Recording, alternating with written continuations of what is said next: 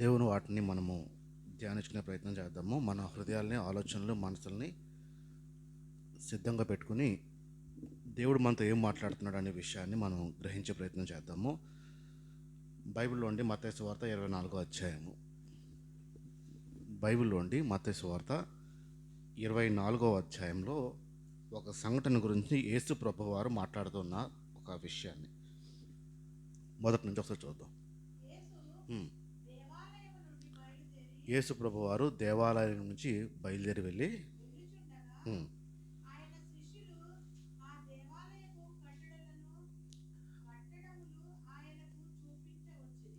యేసు ప్రభు దేవాలయం నుంచి బయలుదేరి వచ్చేస్తుంటే యేసు ప్రభు దగ్గర ఉన్న శిష్యులు ఏం చేశారంటే ఆ దేవాలయం కట్టడాలను చూపించారు. చూడు ప్రభు ఎంత ఉందో, ఎంత సైజు ఉందో, ఎంత బాగా కట్టారో, ఎంత చక్కగా ఉందో అని ఆ కట్టడపు ఒక అందాన్ని, అద్భుతమైన ఆ సృష్టిని చూస్తూ ఆ శిష్యులు అన్నారు, ఎంత బాగుంది కదా చూడడానికి అని వివరించుకుంటూ ఉంటున్న సమయంలో యేసు ప్రభు వారు ఏమన్నారు, అందుకు ఆయన మీరు ఇవన్నీ చూస్తున్నారు కదా, రాయి మీద రాయి ఒకటి కట్టుకొని ఇక్కడ నిలిచి ఉండకుండా ఏ దేవాలయం అయితే యేసు ప్రభువు ఉన్నారో ఆ ప్రాంతంలో ఉన్న ఆ దేవాలయపు అందాన్ని శిష్యులు చూస్తున్నప్పుడు రాయి మీద రాయి పేర్చి ఆ అందంగా అలంకరించి కట్టిన ఆ రాళ్ళు ఆ దేవాలయపు ఒక్కటి కూడా నిలిచి ఉండదు అన్నాడు.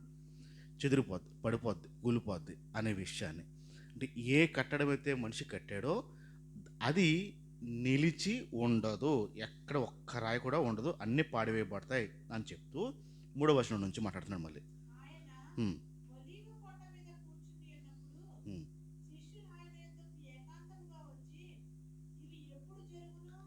ఇక్కడ ఆయన యేసు ప్రభు వారు ఒంటరిగా ఉన్నప్పుడు శిష్యులు వచ్చారు. ఈ కట్టడాలు కూలిపోవడాలు ఇవన్నీ అసలు ఎప్పుడు జరుగుతాయి, ఏంటి ఈ మాట అన్నావు, ఏంటి ఎందుకు అన్నావు ఈ మాట అనే విషయాన్ని డౌట్ వచ్చి అడిగారు.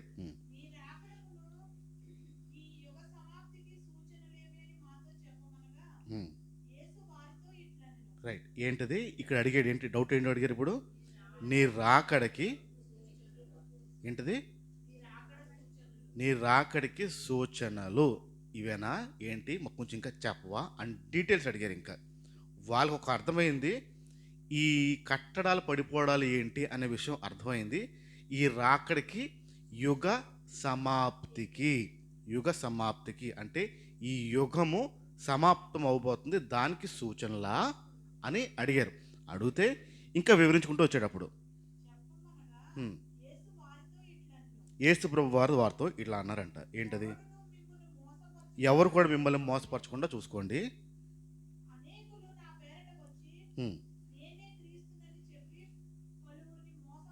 అనేకులు నా పేరు మీద వచ్చి నేనే క్రీస్తు అని చెప్పి మిమ్మల్ని మోసం చేస్తారు.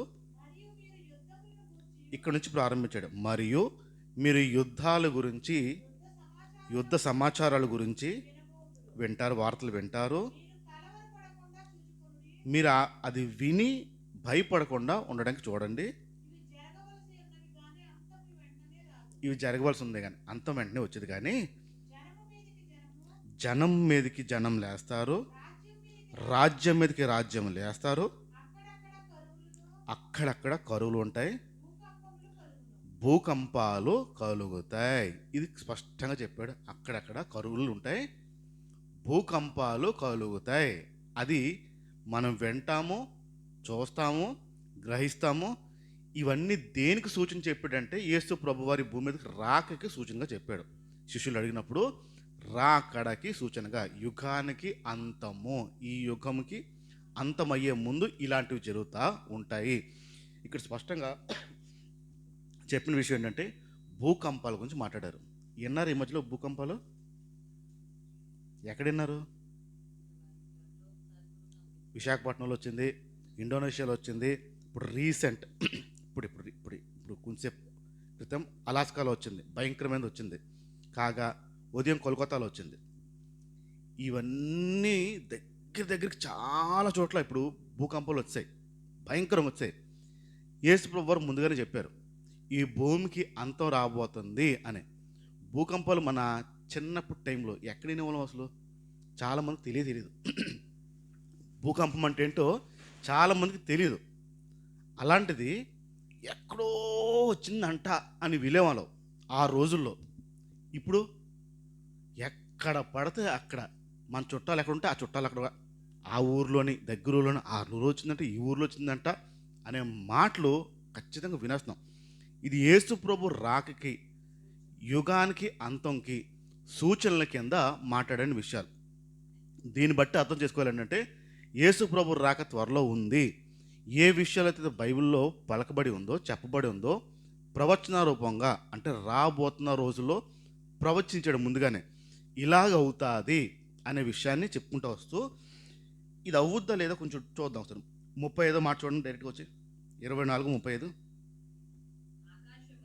ఆకాశమును భూమి గతిస్తుంది కానీ నా మాటలు ఏ మాత్రము గతించదు. ఆకాశం గతించిపోద్ది ఒకరోజు, భూమి గతించిపోద్ది ఒకరోజు. యేసు ప్రభు మాట సాధారణంగా ఈ మాటని ఎలా తీసుకుంటారంటే ఒక మేలుగా తీసుకుంటారు. మేలు ఆశీర్వాదంగా తీసుకుంటారు ఈ మాటని. ఎలాగంటే దేవుడు మాట ఇచ్చాడంటే అండి అని చెప్తూ, అంటే ఏదైనా విషయాలు మీకు వస్తుంది అనే విషయం ఎవడని చెప్పి ఈ మాట పెడతారు. దేవుడు మీకు ఖచ్చితంగా ఇస్తాడంటే మాట అండి.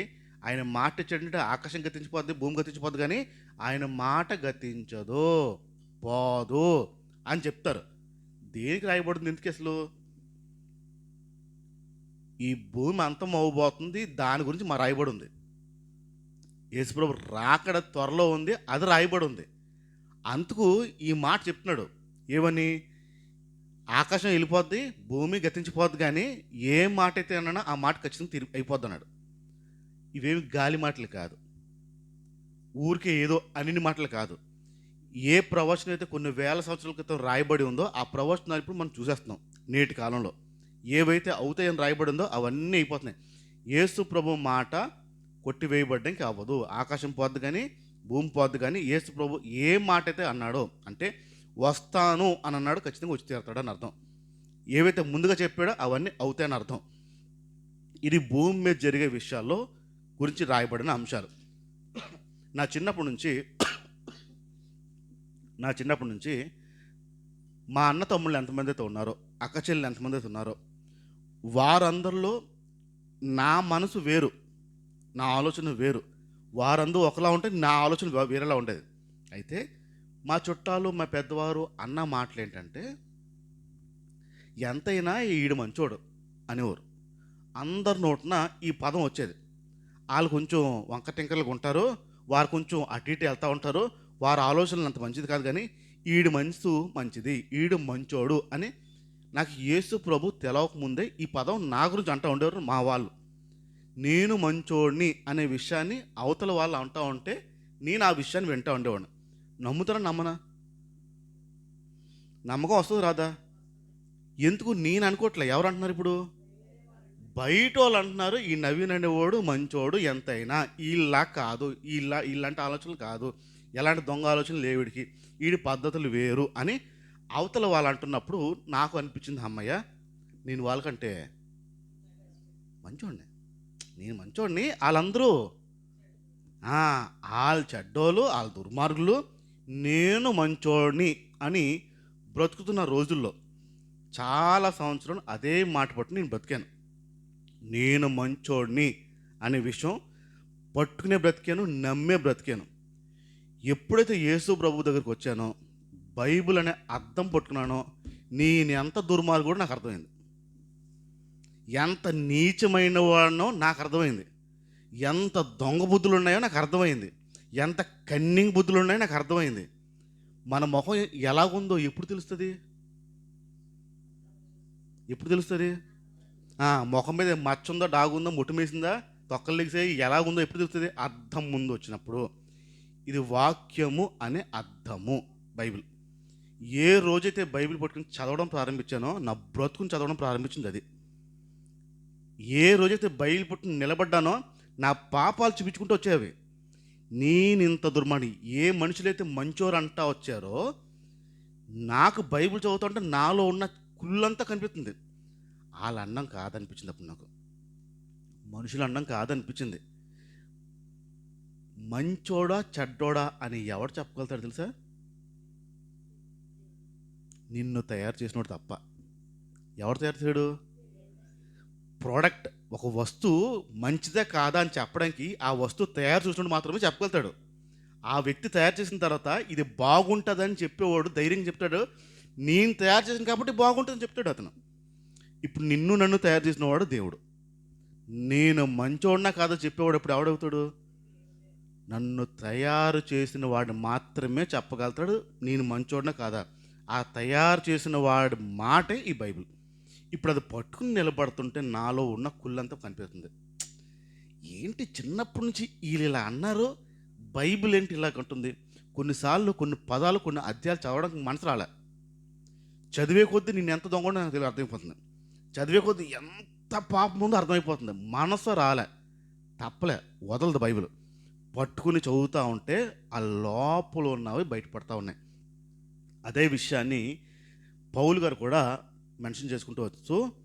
యేసు ప్రభు వారు మాట్లాడిన మాటలేమో ఈ భూమి మీద జరిగిన విషయాలు మాట్లాడుతూ వస్తాయి. పౌలు గారు మాట్లాడుకుంటూ వచ్చిన విషయాలు ఏంటంటే మనిషిలో వచ్చే మార్పుల గురించి మాట్లాడారు. అంటే యేసు ప్రభు చెప్పిన సంఘటనలేమో భూమి కళ్ళు ఎదురుకుండా మనకు కనిపిస్తాయి. ఈ భూమి ఏమవుతుందో, భూమి విషయంలో ఏమవుతుందో, రాజ్యాలు ఏమవుతున్నాయో, గొడవలు ఏమవుతున్నాయో, భూకంపాలు ఎక్కడ వస్తున్నాయో ఇవన్నీ తెలుస్తాయనే విషయాన్ని యేసు ప్రభు వారు చెప్తే, పౌలు గారి దగ్గర చూసినప్పటికేమో పౌలు గారు మనుషుల్లో ఎలా మారిపోతారో చెప్పుకుంటూ వచ్చాడు. ఒకసారి తీద్దాం బైబిల్లోంచి. 2 తిమోతి పత్రిక 3వ అధ్యాయం. బైబిల్లోండి 2 తిమోతి పత్రిక 3వ అధ్యాయం 1 నుంచి చూద్దాం. అంత్యదినము. ఎవరు అంత్యదినము? ఎవరు అంత్యదినం? మనుషులు అంత్యదినమా? భూమికి అంత్యమా? భూమికి అంత్యదినం. ఆఖరి రోజుల్లో అంత్యదినాల్లో అపాయకరమైన కాలాలు వచ్చినని తెలుసుకోండి.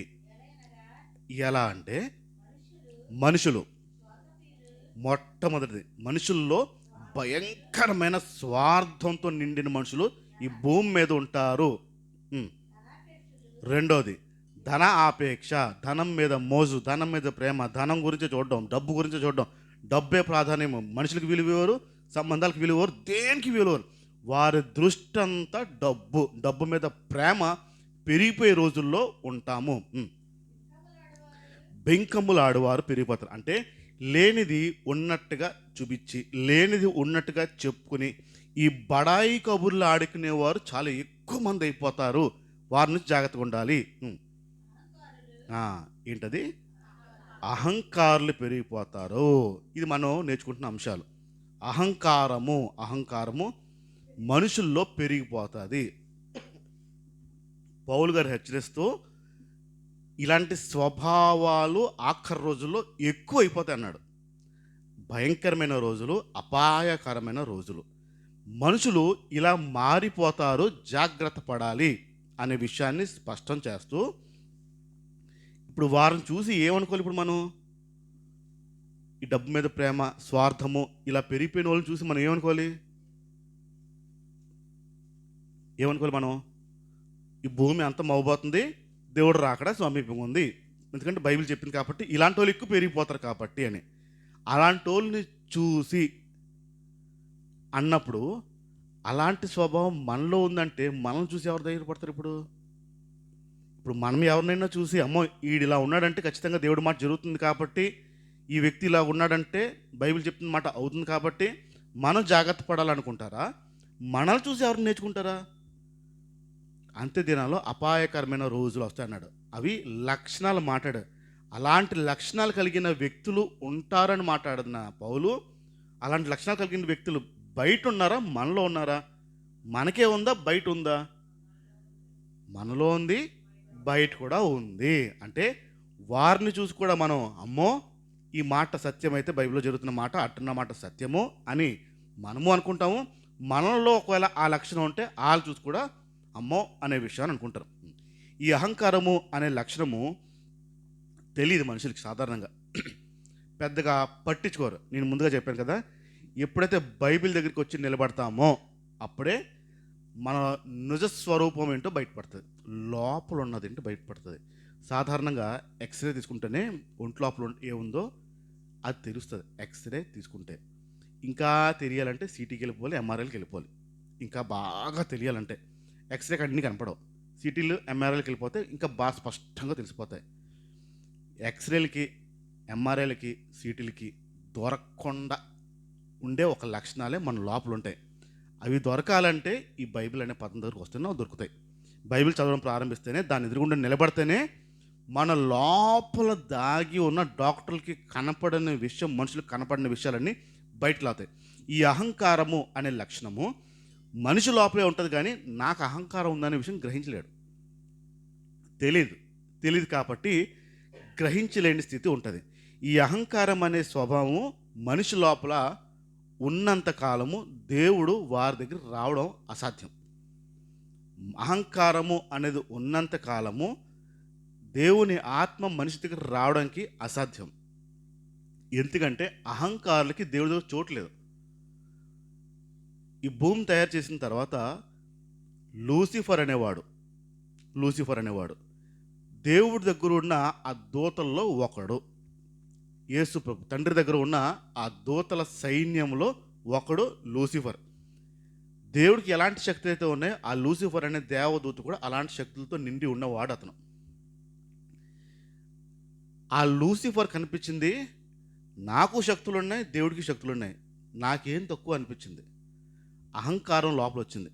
ఆయన తయారు చేసిన వాడు దేవుడు, దేవదూతను తయారు చేసిన వాడు దేవుడు. అయితే వీడికి ఏమనిపిస్తుందంటే నాకు శక్తులు ఉన్నాయి, దేవుడికి శక్తులు ఉన్నాయి, నాకేం తక్కువ అని ఒక్క అహంకారం వచ్చిగానే అక్కడి నుంచి తోసాడు దేవుడు, భూమి మీద పడ్డాడు. అహంకారం అనే లక్షణము ఉంటే దేవుడి దగ్గరున్న దేవదూతనే తోసేసాడు, మనుషుల దగ్గర పెట్టుకుంటాడా? డౌటే లేదు. అహంకారం అనే స్వభావం మనుషుల లోపల ఉంది అంటే ఖచ్చితంగా దేవునికి దూరాన్ని పెడతాడు, దగ్గర రానివాడు, దూరంగానే జీవిస్తూ ఉంటాం. ఈ అహంకారం అనే స్వభావం మనిషి లోపల తెలియకుండా పెరిగిపోతూ ఉంటుంది. కొన్ని పరిస్థితుల్లో మనం చెక్ చేసుకునే ప్రయత్నం చేద్దాం, అహంకారం ఉందా లేదని. 7 విషయాలు పోయిన వారాలు నేర్చుకున్నాము. 8వ విషయానికి నేను వస్తున్నాను. ఈ 8వ విషయం ఏంటంటే, అహంకారం ఉందా లేదో తెలిసిన ప్రయత్నం ఏంటంటే, కొన్నిసార్లు కొందరు మాట్లాడుతున్నప్పుడు మనకు వినపడినట్టుగా ఉంటాం. మళ్ళీ చెప్తున్నాను, ఈ అహంకారపు లక్షణం ఏంటంటే, కొన్నిసార్లు కొందరు మీతోనే మాట్లాడుతున్నప్పుడు వారు మీకు నచ్చకపోతే, వారు మాట్లాడేది మీకు వినపడనట్టుగా, నాకేం వినపడలేట్లేదు అన్నట్టుగా మన బిహేవ్ చేస్తున్న స్వభావం ఉంటుంది చూడండి, అది అహంకారంతో కూడిన లక్షణం. వాళ్ళు మాట్లాడతారు, మనం స్పందించాం. వాళ్ళు మాట్లాడతారు అంటే ఏదో అడుగుతారు, వినపడనట్టుగా ఉంటాం చూడండి, అది అహంకారపు లక్షణం. ఏమా అది నా మందుల డబ్బా అక్కడ పెట్టాను ఏది అని అంటే ఏమీ వినపడినట్టుగా, సమాధానం ఇవ్వకూడదు అన్నట్టుగా, వీడితో మాట్లాడకూడదు అన్నట్టుగా, నాకు అసలు ఏమీ వినపడలేదే అన్నట్టుగా, వినపడినట్టు నటిస్తూ సమాధానం చెప్పకుండా ఉంటాం చూడండి, అది అహంకారపు లక్షణం. అహంకారి కొన్ని విషయాల్లో వాస్తవానికి వినిపిస్తుంది, వాళ్ళు మళ్ళీ అడుగుతారు అది ఎక్కడ పెట్టావు అని, మరలా వినపడినట్టే ఉంటాం. అహంకారంతో నిండిన స్వభావం ఇది. వినపడినట్టుగా నటించే ఆ స్వభావము అహంకారము. అడుగుతున్నా, తెలుసుకునే ప్రయత్నం చేస్తున్నా సమాధానం చెప్పకుండా ఉండే స్వభావం. 3సారి 4సారి అడిగారు అనుకుందాం, 3సారి 4సారి స్వభావం అడిగినప్పుడు జస్ట్ ఒక లుక్ ఇస్తాం అంతే. 2-3 సార్లు అదే విషయం అడిగిన తర్వాత మీకు ఫస్ట్ టైం నుంచే వినిపిస్తుంది, కానీ 3-4 సార్లు పదే అడుగుతూ ఉంటే ఒక్కసారి అలా తల తిప్పి వాళ్ళ వైపు చూసి ఏం మాట్లాడకుండా నార్మల్గా ఉంటాం. ఆడికి అర్థం అవుద్ది. అప్పటి వరకు ఏమనుకుంటాడంటే, పిలుస్తున్నా వినపట్లే అనుకుంటాడు అమాయకుడు. నేను పిలుస్తున్నా వినపట్లేదు ఈవిడికి, నేను అడుగుతున్నా వినపట్లేదు దేవుడికి అనుకుని అంటా ఉంటాడు.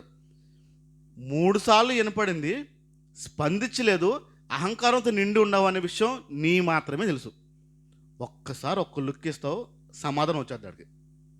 ఓహో, చెప్పదేమో అయితే, చెప్పడేమో అయితే, ఇవ్వదేమో అయితే అని అప్పుడు అర్థమవుతుంది. దాని అర్థమే అహంకారము.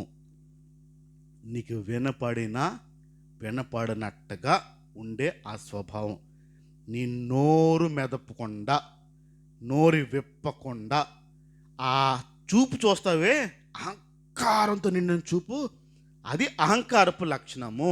ఆఖరి రోజులు భయంకరంగా పెరిగిపోద్ది. జాగ్రత్తగా ఉండాల్సిన విషయము. 9వ విషయంకి వస్తున్నాను. ఈ 9వ విషయం ఏంటంటే, ఈ అహంకారులకు ఉండే లక్షణము, నోటుతో సమాధానం చెప్పరు. ఏమన్నాను? మరి దేంతో చెప్తారు? నోరు కాకుండా బాగా చెప్తున్నారు. కళ్ళు, ముక్కు, తల వాళ్ళు అడుగుతారు, వాళ్ళు మాట్లాడతారు.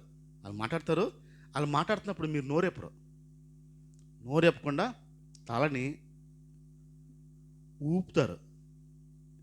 ఊపారంటే దాని అర్థం ఏంటి? ఆ నోరిప్పి అడిగాడా, తల ఊపి అడిగాడా? ఆ వ్యక్తి నోరిప్పి అడిగినప్పుడు మీరు నోరిప్పి చెప్పాలి, అది పద్ధతి కదా. కానీ తల ఇలా ఊపేవాడి దాని అర్థం ఏంటి? ఎంత అహంకారం నిండు చూసారా? ఎంత అహంకారం నిండు చూసారా?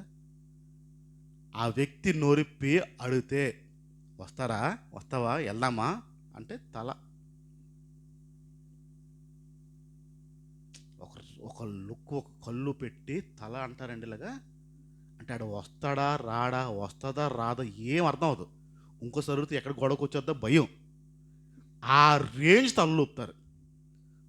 భగవంతుడు చక్కగా నోరిచ్చాడు, వస్తావా రావా పద్ధతిగా మాట్లాడి చెప్పావు. రావాలనిపించట్లేదు నాకు ఇప్పుడు, ఎందుకో నా మనసు బాగోలేదు అని పద్ధతిగా చెప్పావనుకో అర్థం ఉంది. తలూపేవంటే అహంకారపు ఊపుళ్ళు అవన్నీ. నోరెప్పకుండా తలతో కళ్ళుతో సైగి చేసి వస్తావా రావా అని స్పందన తెలియపరిచే పద్ధతి. అన్నిసార్లు నోరే చెప్తారా? కొన్నిసార్లు తల కళ్ళు కూడా మాట్లాడతాయా? అన్నిసార్లు నోరే చెప్తారా చెప్పడానికి, మాట్లాడడానికి, సమాధానం చెప్పడానికి? తల కళ్ళు కూడా మాట్లాడతాయా? అది మాట్లాడాల్సిన పద్ధతి ఏంటి? మాట్లాడాల్సిన వస్తువు ఏంటి? ఎందుకు? నోరు. దేవుడిచ్చాడు నోరు. అది మాట్లాడకుండా ఇంకేదైనా తలూపి మాట్లాడుతున్నావు అంటే పొగరపోతుంది. అహంకారపు లక్షణం పుష్కలంగా ఉంది అర్థం. అహంకారంతో నిండిన వారు చేసే పనులు అని అర్థం. అహంకారంతో నిండిన వారు ఈ పనులు చేస్తూ ఉంటారు. నాకు తెలిసిన ఒక పెద్ద ఆయన కొడుకు, బాగా డబ్బు ఉంది, బాగా, ఇంకా అంతా ఇంత కాదు. సుమారుగా ఇంట్లో కారు చెట్లు 6 నుంచి 7 కార్లు, పెద్ద పెద్ద కార్లు ఉంటాయి వాళ్ళకి. అలాగా ఏ కారు ఎప్పుడు వేసుకెళ్ళాలో ఎవడు తెలియదు, అలా ఉంటుంది. అంత డబ్బున్నవాడు పిల్లవాడు. ఆ పిల్లవాడిని ఎవరైనా మాట్లాడితే అన్నీ తలూపే చెప్పేవాడు అండి. తలూపే ఇలా వస్తావా, బయటకు వెళ్దాం వస్తావా అంటే అని తలలో ఊపేవాడు, రానని. నోరిప్పి మాట్లాడేవాడు కాదు, నోరిప్పి చెప్పేవాడు కాదు. వాళ్ళ ఇంట్లో తప్ప మిగతా వాళ్ళు ఎవరితోని నోరిప్పేవాడు కాదు. కారణం ఏంటి? అహంకారము. అమ్మ బాబుల దగ్గర ఉన్న చూసి పిల్లడికి ఏమొచ్చింది? ఇప్పుడు అహంకారం వచ్చింది లోపల. ఆ అహంకారంతో కూడిన లక్షణం. వాళ్ళ ఇంట్లో పనులతో మాట్లాడతాడండి. అసలు ఇంకా వినలేము, చూడలేము. వయసు చిన్నోడు ఆయన పేర్లు పెట్టి పిలుస్తాడు. పనివారిని, వారింట్లో పిల్లలు పనోడిని పేరు పెట్టి పిలుస్తారు. పేరు పెట్టి పిలవకూడదా?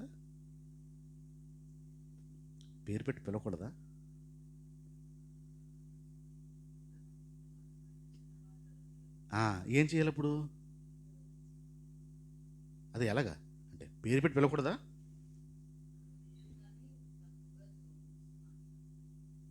ఇంతకీ ఎలా పిలవాలి? పనోడిని మన పిల్లలు ఎలా పిలవాలి?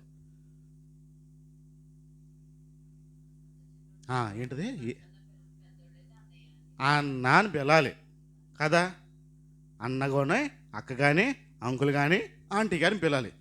పనుల్ని పనివారిని మన పిల్లలు అన్న, అక్క, ఆంటీ, అంకుల్ అని పిలుస్తున్నారా, పేరు పెట్టారు? బయట గురించి వద్దా, మన ఇంటి గురించి మాట్లాడదాం. ఏమని పిలుతారో? ఆడ వయసు ఎంత? ఆడ వయసు ఎంత పిల్లోడిది? పేరు పెట్టి ఎలా పిలుస్తాడు? పెద్దోళ్ళు పేరు పెట్టి పిలచ్చా? ఏం రాదు తెలుసా ఇక్కడ? ఆ వ్యక్తికి అంటే పన్నోడు కాబట్టి ఆ మర్యాద ఇచ్చి అన్న అని పిల్లడానికి మనసు రాదు చూడండి, అది అహంకారం. ఆడేంటండి పనోడాడు? అన్నకన్నా ఏంటండి? అది నాకు అక్క ఏంటండి? అది నాకు సెల్ ఏంటండి? అహంకారంతో నిండిపోయి ఉన్న తల్లిదండ్రుల దగ్గర నుంచి వచ్చే పిల్లలకి ఆ బహుమానము పనుల్ని వాళ్ళ వయసుకు 3 రెట్లు పెద్దన్నా పేరు పెట్టి పిలుస్తారు. వినపట్లే అమ్మ బాబులకి? నా కొడుకు ఎలా తయారవుతున్నాడు, నా కూతురు ఎలా తయారవుతుందో వినపట్లే, కనపట్లే, చెప్పరు, చెప్పం. ఆడిని పిలు, ఆడని ఎవరు నీ ఇంట్లో పనోడిని, నీ నోటి నుంచి వచ్చే పదమే ఆడిని పిలు, దాన్ని పిలు. ఆడు అదా. ఆడ రాకపోతే నీ నడులు ఇరిగిపోతాయి, లేవలేవు. నీ నడుకి సపోర్ట్గా నిలబడిన వ్యక్తి నీ పనోడు. మన నోటి నుంచి పిలు, ఆడిని పిలు, దాన్ని పిలు. అది రాలే చూసావా, ఆడ రాలే చూసావా? పిల్లలు ఏం పిలుస్తారు ఇప్పుడు? ఆడనరు ఆ సన్నాసుడు రాలే చూసావు మమ్మీ, ఆ దొంగ ఏదో రాలే చూసావు డాడీ. ఇంకొక మెట్టు ఎక్కుతాడు కదా, మరి నీ పిల్లడు కదా, నేను చూస్తున్నాడు కదా. ఆ మర్యాద లేని తన ఉంటుంది కదా, అహంకారంతో నిండిన స్వభావం ఉంటుంది కదా.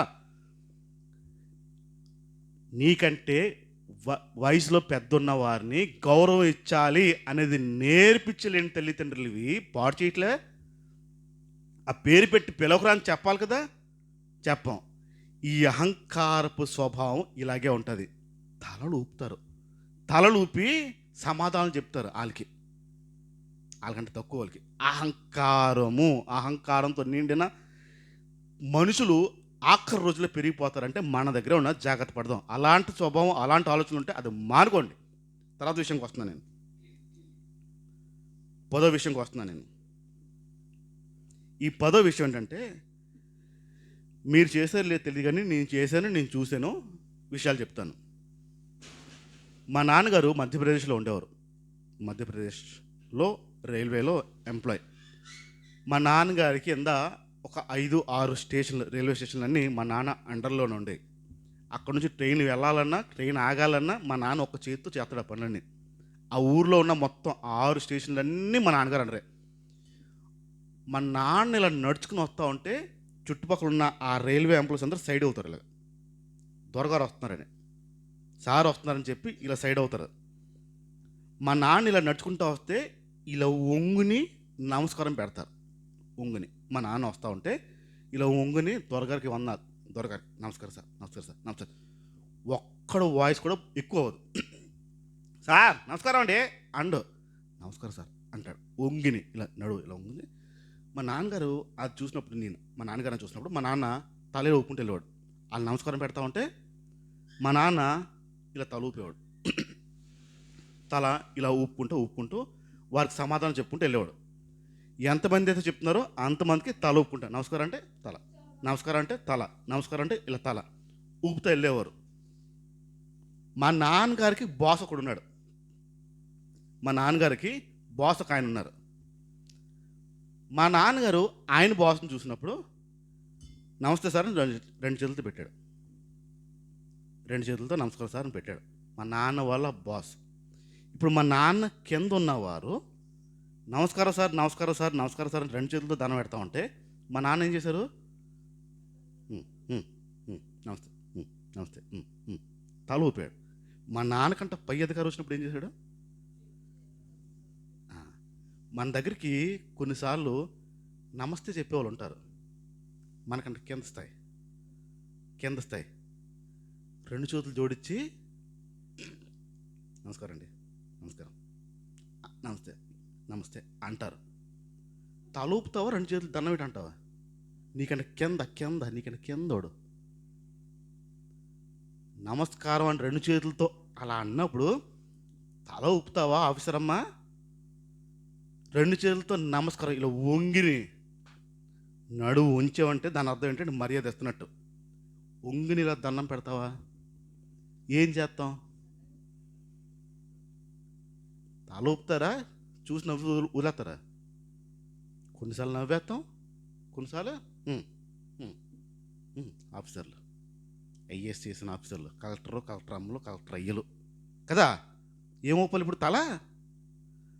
ఆ కింద స్థాయి నీకు వచ్చి దండం పెడతావు అంటే, నమస్కారం పెడతావు, ఎందుకు పెట్టాలి చెప్పండి? అసలు ఎందుకు పెట్టాలి? మీకు ఎందుకు ఇవ్వాలా మర్యాద చెప్పండి? దేనికి మర్యాద ఇవ్వాలి చెప్పండి? అసలు ఏం చేస్తారని మర్యాద ఇవ్వాలి మీకు? ఏమంత గొప్ప విషయం చేస్తారని మర్యాద ఇవ్వాలి మీకు? మీ దగ్గర పని చేస్తున్నాడు, మీరు వారికి జీతం వేస్తున్నారని ఒక్క దృక్పథంతో ఆయన మీకు మర్యాద ఇచ్చి రెండు చేతులు జోడించి నమస్కారం పెడతా ఉంటే తలూపుతావా? నీకంటే పెద్దవాడు వస్తే, నీకంటే డబ్బున్నోడు వస్తే అప్పుడు ఎలా పడి తలూపుతావా? ఒప్పుకోగలరా? ముందు మీరు వెళ్తారా, ఆడ పెడతాడా? ఆడికి ఇక్కడ తేడా వచ్చింది ఇప్పుడు? నీకెంత స్థాయి వాడికి పై స్థాయి వాడికి తేడా వచ్చింది ఇప్పుడు? ఇంతకీ అహంకారం కాదు. నీకెంత స్థాయి వాడికి ఆ తలూపుడు విసురుడు చూడు, తల విసురుతో అమర్యాదగా చక్కగా చేతులతో చెప్పకుండా మనసులో చూడన్నాడు కల చెప్పడానికి. నీకంటే కింద స్థాయి వాడికి ఆడొచ్చి మిమ్మల్ని నమస్కారం పెడతా ఉంటే ఆడికి రెండు చేతులు జోడించి హృదయపూర్వకమైన ఒక వందనం చెప్పడానికి మీకు మనసులో చూడడానికి సింపుల్గా అలా తలుపు అలా వెళ్ళిపోతాం, నడిచేస్తాం. ఇంక చాలా పనులు ఉన్నట్టుగా, ఇంక చాలా బిజీ అయిపోయినట్టుగా ఆడొచ్చి అక్కడ నిలబడి చెప్తా ఉంటే అలా తలుపి అలా వెళ్ళిపోతాం అంతే. మాట మంచిగా ఉండదు. డబ్బున్నవాడు పెద్దవాడు వస్తే మీ అంత మర్యాద ఇచ్చేవాళ్ళు అప్పుడు కనపడరు చూడండి, హడావుడి చేసేవాళ్ళు కనపడరు చూడండి. అహంకారంతో కూడిన లక్షణం ఉంది కాబట్టి ఆ రెండుకు చూపించగలుగుతున్నాం. లోపల అహంకారం నిండి ఉంది కాబట్టి ఆ తక్కువ స్థాయిడు రెండు చేతులతో వచ్చి దండం పెడతా ఉంటే, నమస్కారం చెప్తా ఉంటే, ఆ ప్రేమపూర్వకం అభిమానం చూపించి నమస్కారం పెడతా ఉంటే ఆడి వేపు కళ్ళల్లో కళ్ళు చూసి హృదయపూర్వకంగా నమస్కారం చెప్పలేక తలూపి వెళ్ళిపోయి అటు ఇటు వెళ్ళిపోతున్నావే, అహంకారం కాదు ఇది. నీకంటే డబ్బు ఉన్నవాడు, నీకంటే ఉన్నవాడు, స్థిరపడినాడు, బాగా డబ్బు ఉన్నవాడు వచ్చి ఆడొస్తా ఉంటే ఒంగి నమస్కారం చెప్పి ఆడికి మంచి మర్యాదలు చేస్తున్నావే, అహంకారం కాదు ఇది. ఇద్దరిని ఒకలా చూడలేకపోతున్నావు కదా, అహంకారం కాదు ఇది. లోపల అహంకారంతో నిండిపోయినున్న స్వభావాలు, జాగ్రత్తగా ఉండాల్సిన స్వభావాలు. ఇది అహంకారంతో నిండిపోయి ఉన్న రోజుల్లో ఉన్నాం మనం. మనుషులు భయంకరమైన అహంకారంతో ఉంటారు. ఈ అహంకారం అనే స్వభావం బయటికి రావాలి. 11వ విషయంకి వస్తున్నాను. 11వ విషయం, ఫోన్లు అందరి దగ్గర ఉన్నాయి లేవా? ఫోన్లు అందరి దగ్గర ఇంకా కామన్ కదా. నాతో దేవుడు డీల్ చేసిన పద్ధతిలో నాకు అహంకారం ఉంది అని రుజువు ఎలా పరిచాడంటే, రోజు మొత్తంలో ఎన్నో ఫోన్ కాళ్ళు వస్తాయి నాకు. రోజు మొత్తంలో ఆ ఊరు నుంచి ఈ ఊరు నుంచి అక్కడ ఇక్కడ ఎక్కడో ఎవరో ఒకరు ఫోన్ చేస్తూ ఉంటారు. అలాగుంది ఇలాగుంది అని సమస్య చెప్తూనే ఉంటారు. అయితే కొన్ని సందర్భాల్లో నేను కొన్ని ఫోన్లు ఎత్తను, నేనేదైనా పనిలో ఉన్నా, నేనేదైనా ప్రార్థనలో ఉన్నా, నేనేదైనా రాసుకుంటున్నా. కొన్ని సందర్భాల్లో నేను కొన్ని ఫోన్లు ఎత్తను, లిఫ్ట్ చేయను. నేను కొన్ని మెసేజ్లకి స్పందించను, వాట్సాప్లో పెట్టినా దేనికైనా నేను స్పందించను. ఎందుకంటే నా పనిలో ప్రస్తుతం ఉన్నాను, నాకు అది ముఖ్యం. నేను ఆ ఫోన్లు స్పందించను.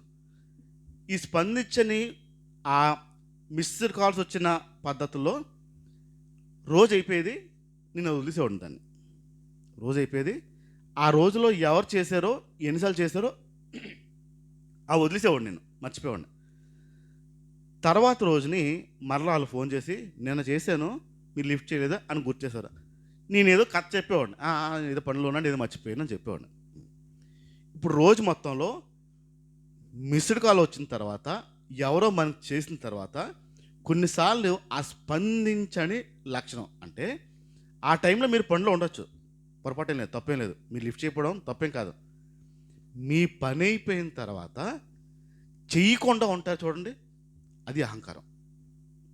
నేను మళ్ళీ చెప్తాను, మీకు ఫోన్ కాల్ చేసేవాళ్ళు అనేకులు ఉంటారు, ఉండొచ్చు. మీకు ఫోన్లు చేసినప్పుడు మీరు ఏదో పనిలో ఉన్నప్పుడు మీరు ఫోన్ లిఫ్ట్ చేయరు, చూస్తారు, అది ఎవరు చేశారో చూస్తారు, ఎందుకు చేశారో మీకు తెలుసు, కానీ మీరు ఫోన్ లిఫ్ట్ చేయరు, స్పందించరు.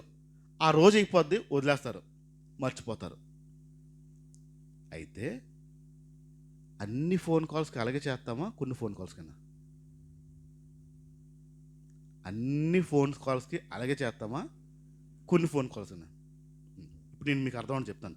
కొన్ని ఫోన్ కాల్స్ మీరు లిఫ్ట్ చేయకుండా తర్వాత చూద్దాంలే, తర్వాత చేద్దాంలే అని వదిలేసిన కాల్స్ ఉన్నాయా? లేవలేవు. మీరు పనిలో ఉన్నప్పుడు, మీ చేతులు బాగోలేనప్పుడు, తడుగున్నప్పుడు, రైట్? రోజు మొత్తంలో మీకు వచ్చిన కాల్స్లో మీరు పనిలో ఉన్నప్పుడు నేను ఫోన్ చేశాను. ఎవరు? నవీన్ అన్న అనేవాడు ఫోన్ చేశాడు మీకు. పాస్టర్ గారు అనేవాడు ఫోన్ చేశాడు మీకు. చేతులు బాగున్నా బాగోకపోయినా ఎత్తే ప్రయత్నం చేస్తాను ఆ టైంలో. అర్థమవుతుందా? చేతులు బాగున్నా బాగోకపోయినా చుట్టూ అన్న పాస్టర్ గారు చేస్తున్నా, ఎందుకు దేనికి చేస్తున్నా, ఇది ఎందుకు చేశారంటే చుట్టూ అని పొరపాటున ఏదో ఇంకా అసలు పరిస్థితి లేదు, ఎత్తలేపారు. చేతులు బాగైన తర్వాత వెంటనే కడుక్కున్న తర్వాత అంటక్కని మళ్ళీ వెంటనే చెయ్యాలి అన్న ఆలోచన వస్తుంది రాదా? ఎందుకు వస్తుంది? నాకు పని ఉందా పని లేకపోయిందా నాకు అది వదిలేండి. అది ఏంటి ఇప్పుడు లెక్క?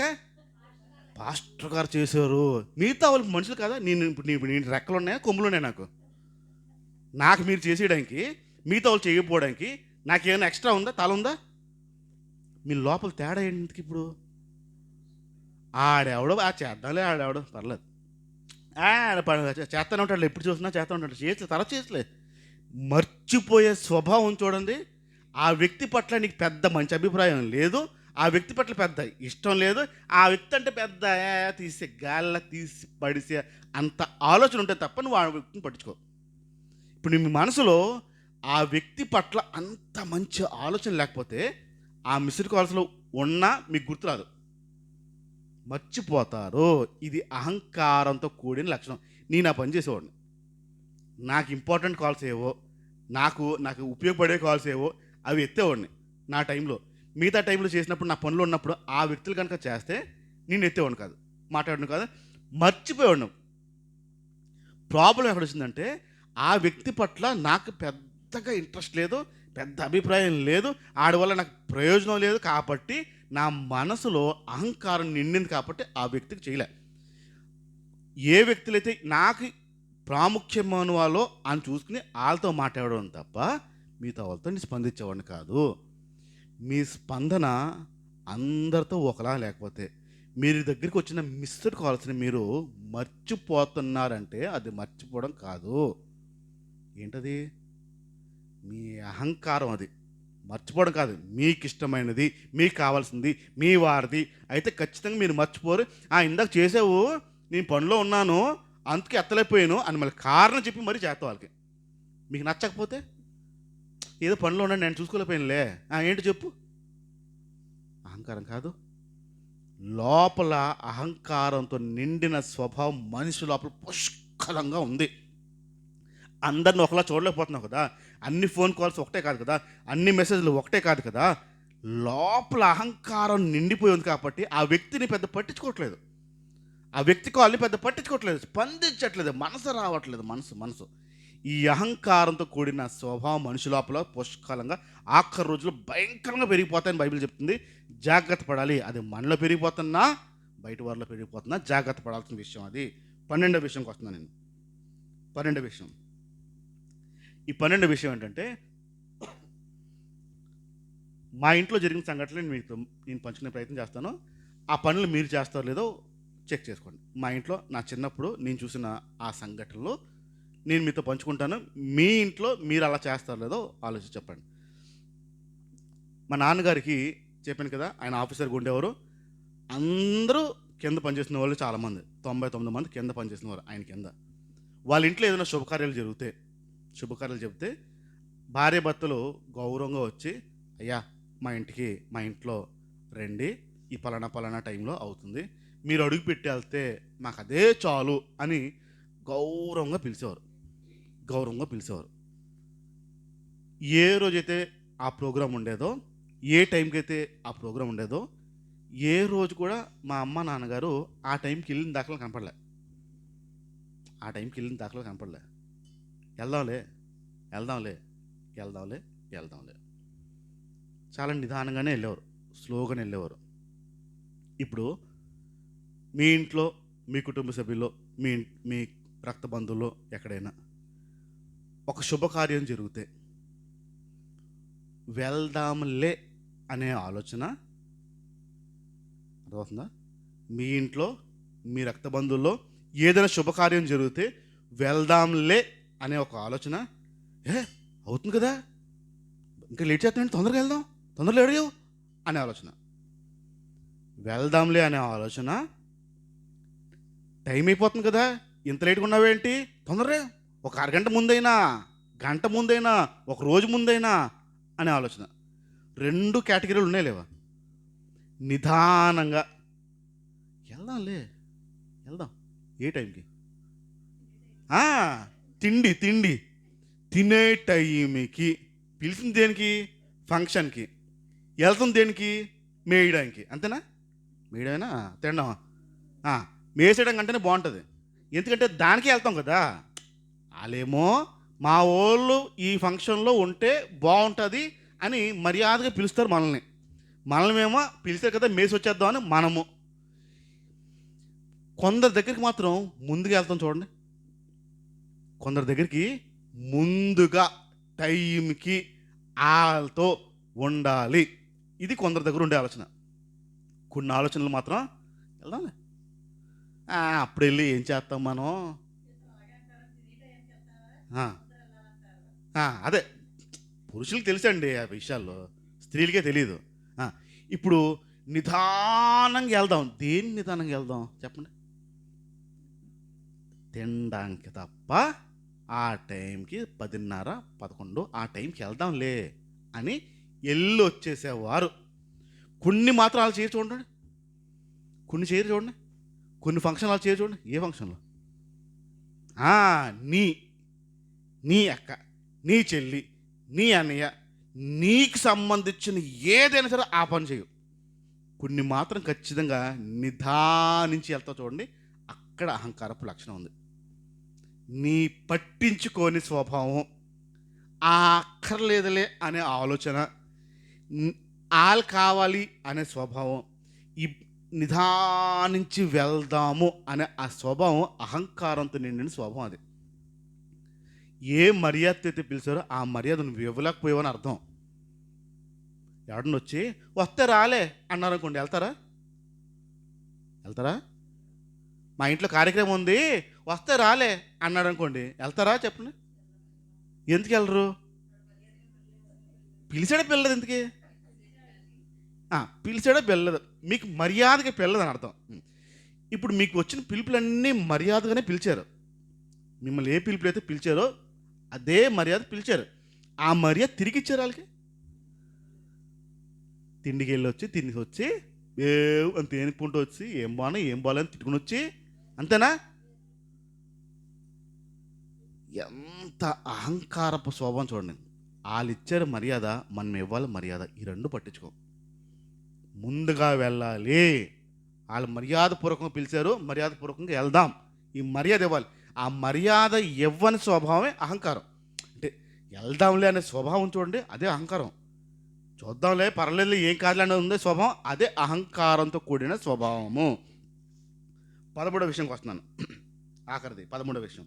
నేను ఇక్కడితో ఆపుతాను, మళ్ళీ వచ్చే వారం మాట్లాడతాను. ఈ 13వ విషయం ఏంటంటే, కొందరు చెప్పిన వెంటనే చేస్తాం, కొందరు ఎన్నిసార్లు అడిగినా చెయ్యం. అర్థమైందా? కొందరు అలా చెప్పిన వెంటనే అదా చేసేద్దాం, చేస్తాను, అదా ఇవ్వాలా ఇచ్చేస్తాను, అదా తేవాలా అది చేస్తాను. కొందరు మాత్రం అడిగితే అది ఉందా చూస్తాను, ఇస్తావా చూడాలి, అంటే ఇప్పుడు నాకు కొంచెం పనిలో ఉంది చూడాలి, తేడంగా అవుతుందా, ఇప్పుడా చూస్తానైతే. కొందరు అడగగానే మీరు చేసే పనులు, కొందరు అడగగానే మీరు చేసే లేటు. కొందరికేమో వెంటనే చేస్తాము, కొందరికేమో లేట్. ఉన్నారా లేట్గా చేసేవాళ్ళు? లేటుగా ఏ కారణం మీద లేట్ చేస్తారు? ఏంటి కారణం? ఒకడికేమో చెప్పగానే స్పీడ్గా చేసేస్తాము, ఇంకోటేమో అడిగినా ఎన్నిసార్లు, 3 సార్లు, అక్క ఉందా, చెల్లి ఉందా, వదిన ఉందా, ఇస్తుందా, అవుతుందా, చూస్తాను చూస్తాను అంటే ఇప్పుడు కాదు, ఒక 2 రోజుల తర్వాత, ఇప్పుడు కాదు 3 రోజుల తర్వాత, అవుతుందిలేండి ఇస్తాను. ఇవ్వక మానవు, ఇవ్వక మానవు. ఎందుకంటే ఇస్తానంటున్నావు కదా, కానీ ఆ ఇచ్చే స్పీడ్ రా చూడండి. కొందరి దగ్గరేమో ఫట్టని చేస్తావు, స్పీడ్గా చేసేస్తావు, కొందరు చెప్పగానే చేసేస్తావు, చెప్పగానే వినేస్తావు. కానీ కొందరి దగ్గర మాత్రం మీరు లేట్ అవుతూ ఉంటారు. చేద్దాం చూస్తాం, చేద్దాం చూస్తాం, చేద్దాం చూద్దాం. కంప్లైంట్ ఇచ్చింది ఒక అక్క.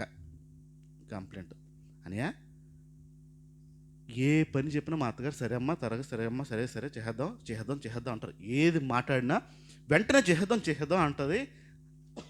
అతే షాప్కి వెళ్దామంటే వెళ్దాం ఉంటుంది, అతే గుడికి వెళ్దాం అంటే వెళ్దాం ఉంటుంది, అతే అక్కడికి వెళ్దామంటే వెళ్దాం ఉంటుంది. మా అత్తగారి దగ్గరికి వచ్చి అత్తయ్య ఈ వారం మా ఇంటికి వెళ్తానంటే మాట్లాడదాం అంటుంది. అతే ఈ వారం మా ఇంటికి వెళ్దాం అనుకుంటున్నాను అని అంటే మాట్లాడదంట. ఆ రోజు స్లో అయిపోద్దంట బండి, అత్తగారి బండి. అప్పుడు వరకు అంత స్పీడ్గా ఉంటుందన్న, నేను మా ఇంటికి వెళ్తాను అన్నప్పటికీ మా అత్తగారు మాట్లాడదు, స్లో అయిపోతుంది. ఏ పనికి సమాధానం ఇవ్వదు, ఏ పని చేయదు. అదే అది మీరు కోసేస్తారా, నేను వండేస్తానంటే మాట్లాడదంట, చేయదంట. అదా కొయ్యాలా, అక్కడ నుంచి అమ్మ కోస్తాను అంటదంటే కొయ్యదంట. టైం అయిపోతూ ఉంటుందంటే వీళ్ళు క్యారెట్కి వస్తారంటే అంత భయం అండి. మళ్ళీ సచ్చినట్టు వెళ్ళి నేనే కోసుకోవాలని కోస్తానంటే అది కొయ్యదు. ఇప్పుడు ప్రాబ్లం ఎక్కడొచ్చింది? ఏంటి ఆ అహంకారపు స్వభావం? కొన్ని విషయాల్లో ఓకే అని, కొన్ని విషయాల్లో ఓకే అనలేకపోతే, కొందరిని అంగీకరించి కొందరిని అంగీకరించకపోతే, కొందరు చెప్పగానే చేసేస్తాము, కొందరు చెప్పగానే మీకు టైం పడుతుంది. చూడండి, చెవుల్లోకి వినపడడానికి కొంత టైం పడుతుంది, ఆ వినపడింది గుండెలోకి తీసుకోవడం ఇంకా కొంచెం టైం పడుతుంది, ఆ గుండెల్లో తీసుకున్న తర్వాత నోటి నుంచి అనడానికి ఇంకా టైం పడుతుంది, అనిన తర్వాత చేయడం ఇంకా టైం పడుతుంది. టైం పడుతున్నాయి లేదా? అన్ని టైంకి అయిపోతున్నాయా? అందరికీ టైం ఎక్కువ అయిపోతుందా? కొందరు టైం పట్టేస్తుందా? ఆ కొందరికి టైం పడుతుందే మీరు సమాధానం చెప్పడానికి, పని చేయడానికి, ఒప్పుకోవడానికి మీ మనసు రావట్లేదే, అది అహంకారము. అహంకారంతో కూడిన స్వభావం. ఇప్పుడు ఇక్కడ కూర్చున్న వాళ్ళు మనం క్రైస్తవులు, రైట్? మనం క్రైస్తవులు. ఇక్కడ కూర్చున్న మనం ప్రార్థన చేస్తే యేసు ప్రభు వింటాడా? యేసు ప్రభు తెలియని నమ్మని వ్యక్తులు ప్రార్థన చేస్తే వాళ్ళది కూడా వింటాడా? క్రైస్తవులు ప్రార్థన వింటాడా? క్రైస్తవులు కాని ప్రార్థన కూడా వింటాడా? అందరు తింటాడా? బైబిల్ చెప్తుందా లేదా? ఆయన ప్రార్థన వినే దేవుడు అని చెప్పింది తప్ప క్రైస్తవులు ప్రార్థన వినే దేవుడు, ముస్లిం ప్రార్థన వినే దేవుడు, హైందువులు వినే ప్రార్థన దేవుడు అని చెప్పబడలే. ఆయన ప్రార్థన వినే దేవుడు, అంగీకరించే దేవుడు, ఆమెన్ అనే దేవుడు అని చెప్పింది బైబిల్, అంతే కదా. ఇప్పుడు మీరు చెప్పినా వింటాడు, బయట వాళ్ళు చెప్పినా వింటాడు, బయట వాళ్ళు అడిగినా వింటాడు, మనం అడిగినా వింటారు. తేడా ఏం లేదు కదా మనలో. మనకు కొందరు చెప్తే వింటాం, అది ప్రాబ్లం. ఆయనకి అహంకారం లేదు, మనకి అహంకారంతో నిండి ఉన్నాము. అహంకార స్వభావాలు, అహంకారం ఉన్నవారు ఖచ్చితంగా ఒకరు చెప్తే వింటారు, ఒకరు చెప్తే వినరు. ఒకరు చెప్పగానే అంటారు, ఇంకో చెప్పగానే కొంచెం స్లో అయిపోతారు. ఈ అహంకారపు స్వభావం అనేది ఈ ఆఖరి రోజులు కనుక వదిలించుకోకపోతే, తీసుకోకపోతే ఖచ్చితంగా దేవుని రాజ్యానికి వెళ్ళము, అనగా పరలోకానికి వెళ్ళము. ఆ స్వర్గానికి వెళ్ళాలంటే అహంకారమైన స్వభావంతో వెళ్ళడానికి అవ్వదు, కుదరదు. అందుకు స్పష్టంగా చెప్పాడు, వదిలి రావాలి. ఇది అహంకారమైన స్వభావం మనిషి లోపల ఉంది, అది దాగి ఉంది, అది బైబిల్ దగ్గరికి వస్తేనే బయటపడుతుంది. కాగా యేసు ప్రభు వల్లే అది బయటికి వెళ్తుంది. ఏ మనుషులు, ఏ డాక్టర్లు, ఏ ట్రీట్మెంట్ పనిచేయదు. మీ డాక్టర్ దగ్గరికి వెళ్ళి నాకు అహంకారం ఉంది డాక్టర్ గారు మంచి ట్యాబ్లెట్లు రాయండి అంటే రాయలేడు, ఆ డాక్టర్ తీయలేడు, అది చూపించలేడు, చూడలేడు. యేసు ప్రభు మాత్రమే ఈ అహంకారపు స్వభావం నుంచి బయటికి తీసుకురాగలుగుతాడు. అహంకారము వదలాలి, వదిలితేనే దేవుని రాజ్యానికి వెళ్తాము, పరలోక రాజ్యానికి వెళ్తాం. కళ్ళు మూసుకుందాం, ప్రార్థన చేద్దాం. ప్రభా, నీకు వందనాలు చెల్లించుకుంటున్నాను తండ్రి. నీ మాట స్పష్టంగా చెప్తుంది నీ రాకడ సమీపంగా ఉందని. ఆ సూచనలు మా కళ్ళు ఎదురుగుండా ఉన్నాయి. ఆ భూకంపాలు మేము చూస్తున్నాము, వింటున్నాము. రాజ్యాల మీద రాజ్యాలు, గొడవలు చూస్తున్నాము, వింటున్నాం. మనుషుల్లో ఉన్న వ్యతిరేకతని మేము చూస్తున్నాము, గ్రహిస్తున్నాము. మాలో మనుషుల్లో ఆ మార్పులు ఉంటాయి ఈ భూమి అంతమయ్యే టైంకి అని. స్వార్థంతో నిండిపోతామని చెప్పావు. ధనాన్ని ప్రేమించి మనుషులు పెరిగిపోతారని చెప్పావు. బెంకములాడేవారు, అబద్ధాలు, బడాయి కోర్లు పెరిగిపోతారని చెప్తున్నావు. ఇదిగో అహంకారంతో నిండిన స్వభావం మనుషుల్లో చాలా ఉంటుందని చెప్తున్నావు. నిజమే. మమ్మల్ని మేము ఇప్పుడు వాక్యము అనే అద్దం దగ్గరకు వచ్చి నిలబడుతుంటే మాలో ఎంత అహంకారం నిండి ఉందో, దాగి ఉందో మాకు అర్థమవుతుంది. ఈ అహంకారపు స్వభావం మాలో ఉంది, అది పోవాలి. ఆ మర్యాద ఇవ్వని, మర్యాద పొందని ఈ స్వభావం మాలో ఉంది. మా నుండి మా పిల్లలు, మా తరం నేను పాడు చేస్తున్నామో కదా ఈ అహంకారంతో, ఆ అమర్యాదతో. తండ్రి, ఈ అహంకారపు స్వభావం మాలోంచి తీసివేయమని అడుగుతుంది తండ్రి. తెలియకుండా మాలో ఉంది. ఇప్పుడు నీ వాక్యం దగ్గరికి వచ్చినప్పుడు మాలో ఉంది అనే విషయం మాకు అర్థమైంది. ఇంకెన్నడూ ఈ అహంకారము అనేది మాలో లేకుండా మాకు సాయం చేయబడుతున్నాం. ఈ మాట విన్న నీ పిల్లలందరినీ కూడా నీ చేతికి అప్పచెప్పుకున్నాం. ఎక్కడైనా హృదయంలో ఈ అహంకారపు స్వభావం ఉంటే, ఈ లక్షణం ఉంటే, వారికి కూడా ఆ అహంకారపు స్వభావం నుంచి బయటికి రావడానికి సహాయం చేయబడుతున్నాం. విడుదల ఇవ్వమని అడుగుతున్నాం తండ్రి. ఇదిగో మరొకసారి మమ్మల్ని, ఈ గ్రామాన్ని, ఈ మాట విన్న నీ పిల్లలందరినీ చేతికి అప్పచెప్పుకున్నాం. అహంకారపు స్వభావం నుంచి బయటపడేసి నీ రాకడ సమయానికి అందరినీ సిద్ధపరచమని, మహిమ మీరు పొందమని యేసు నామమున ప్రార్థిస్తున్నాం తండ్రి. Amen, amen. అందరికీ వందనాలు.